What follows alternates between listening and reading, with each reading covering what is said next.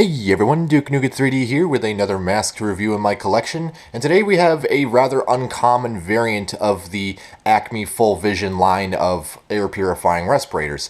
Because today I have for you this Acme Full Vision Facepiece number 5, and this one is not actually mine. This is a commissioned restoration that has recently been completed, and I just felt like doing a video on it before I send it off to you/Psycho Gopher. You know who you are. I don't believe he has a YouTube channel. If he does, I'll probably link it if he wants that. But before I ramble on about that, so I really don't know too much about the Acme Full Vision face pieces. That's mostly his game. He's like the expert in Acme masks, and he had a couple of these, and he won one that was in to be brought up to more mintier condition, whereas the other one is left in its original state.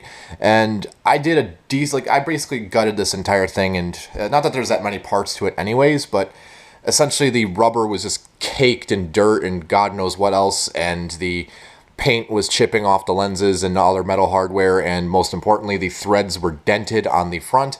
Before I get into how I restored all that, I just like to go touch briefly on the development of the number 5, which again, I don't really know much of anything, but I can defer just from the design of the face piece. This was loosely based around the earlier number 4 series molds. However, instead of having just a straight port on the center there for the inlet-outlet angle tube assembly, similar to like a M1 or KTM style mask, the number 5 took that mold and improved it with an additional port coming off of the bottom to accommodate a flutter or a spearhead style outlet valve, which is held in place with an aluminum ferrule on the inside, and then also a steel valve guard, which is held in place with a single nut and bolt.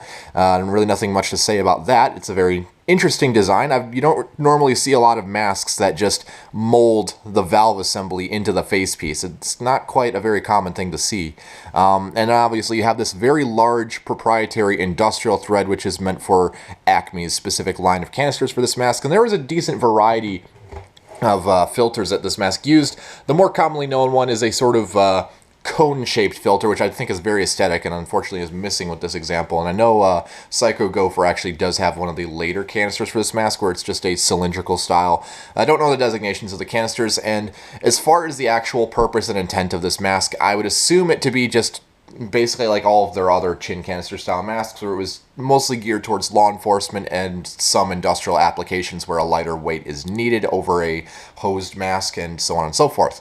I believe, and this is a very strong belief, I don't really know the dates of when these were introduced, I would have to assume sometime around the late 1930s. There was a couple different variants of the number 5. The most common one that you'll see is like this, where it has the extra valve port molded on, and others make use of the standard number 4 style facepiece with a central thread assembly just wired and taped onto the port where an angle tube would go, and then it would have 2 circular outlet valves on the sides of the facepiece below the lenses. And I believe the one with the dual outlets is actually the earliest, and then they later upgraded the molds to accommodate the flutter or spearhead style valve. And I believe production lasted at least until the 1950s. I don't know how long these lasted, given that the number 6 was right around the corner, and that was ultimately Acme's flagship design for many years to come. So I don't really know how long the number 5 lasted and how early it was introduced, but I'm assuming it lasted from the mid to late 1930s into probably the 1950s or so. Really, other than that, there's not too much else to see. It's basically just a number 6, but with, you know, no central valve assembly, just a single thread and an outlet valve on the bottom. So really not that too much mold-wise, other than that is different from the number 6. The internal deflectors are slightly different because they're circular rather than rectangular in shape. The overall mold quality is about the same. The rubber quality is actually good. The quality of Acme's rubber seems to vary throughout history, and the earlier it gets, the worse it gets. I mean, obviously, but this variant of the number 5 is right around when they were starting to get their act together with rubber quality, and this is pretty much consistent with how the rest of their masks would be in terms of what the composition was and so on and so forth. Looking on the forehead, you can see Acme Full Vision Facepiece number 5, and I should note that not all full vision face pieces or number 5s have this mold mark. This is sort of a later thing, and I do believe that Moulage's example of the Acme number 5 does not have this stamp on the forehead. I'll probably link his video on the Acme number 5 in the description so you can cross-reference, because I don't remember off the top of my head whether or not it has the stamp, but I do know that that the earlier Acme face pieces go that sometimes they will lack this stamp on the mold. You can see a close-up of the thread assembly, which originally, when I got this, was completely dented in on one side, and I had to carefully hammer out those dents so it was perfectly round again. Redid all the wire and tape on here. I used some gaffer's tape, because that's the closest thing to that vinyl-coated fabric tape that they used on some like masks from like the 50s and late 40s and so on and so forth. I keep saying so on and so forth. The head harness is your typical Acme head harness. It's 5-point and has the 7/8 inch style military-esque buckles, but instead of a slider with another corrugated metal piece, it's just a roller to accommodate the rubber head harness straps. Really nothing much to say about that, and the buckles are obviously molded into the face piece, so they are non-removable, but they are brass buckles, so you don't have to worry about them rusting and, you know, rotting away and all that.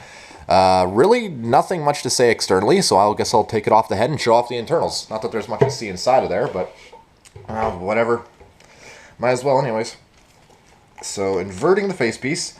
Like I said, really nothing to see on the inside. Like I mentioned before, these two deflector tubes would have had two metal discs covering the inlets, because that would serve as the inlet valves. That was a pretty common feature with Acme face pieces, is where you had two little metal clapper valves on the ends of the deflectors in order to serve as the inlet valves. And then you'd have a large roomy channel where the outlet can, the exhale breath can vent out of the outlet valve.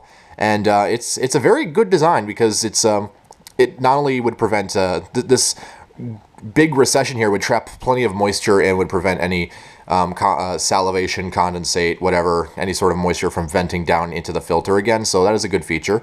Really nothing inside, just very barren. And this is the only other thing to see is this marking, which has the patent number of the face piece.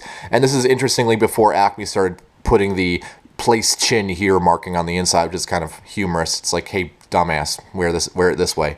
Anyhow, the only other marking to show off is on the harness, which interestingly is on the inside of the head harness. Acme Protection Equipment Company, Chicago, Illinois. And I should mention that Acme shifted location quite a lot. Like, I think they started out... they shifted around. I don't know the exact details. I don't want to try and guesstimate it, or else I'll probably cock something up. But they eventually they transferred between like Chicago and South Haven, Michigan. There's another place, possibly somewhere in New York. I'm probably wrong. I don't want to even guess that. So Psycho Gopher is really the one to ask about that, and you could probably contact him on Reddit or something. But anyhow, if you want to see what this mask looked like originally, I will link the Reddit post I made where it shows off the condition beforehand, and you can get a good idea of what it looked like before and after. So that's really all I have to say on this. It was a pretty fun restoration, and I enjoy handling the number 5. It's actually one of my favorite Acme face pieces, and the only thing I was not able to replicate or fix on this is it's missing the red rubber internal gasket for the filter, and then obviously the inlet valve discs, or inlet valve discs. So that being said, that's really all I have to say on this. If you enjoyed, that's great. If you shared a comment, leave any comments, questions, corrections, or concerns down in the comments below. I'm Duke Nuga 3D, and I'll see you all later.